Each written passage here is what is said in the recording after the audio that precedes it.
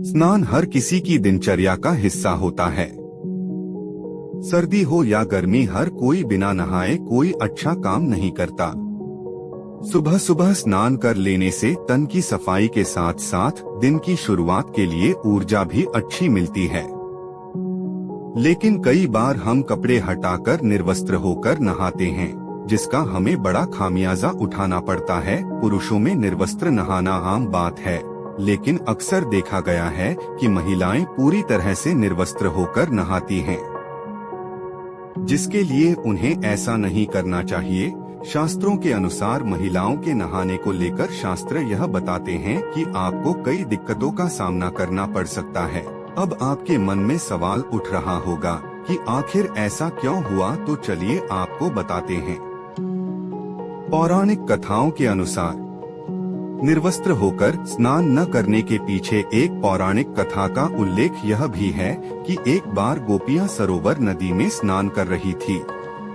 वह पूरी तरह निर्वस्त्र होकर स्नान कर रही थी।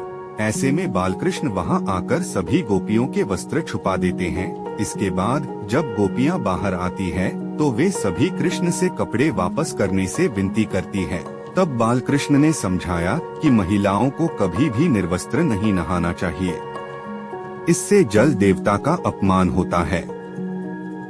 गरुड़ पुराण के अनुसार, गरुड़ पुराण की माने तो नहाते समय शरीर पर कम से कम एक कपड़ा तो जरूर होना चाहिए। निर्वस्त्र होकर नहाने से आपको पितृदोष लगा सकता है। कहा जाता है कि जब हम स्नान करते हैं तो आपके पितृ यानी आपके पूर्वज आपके आसपास होते हैं। शरीर से गिरने वाले जल को वे ग्रहण करते हैं, जिनसे उनकी तृप्ति होती है।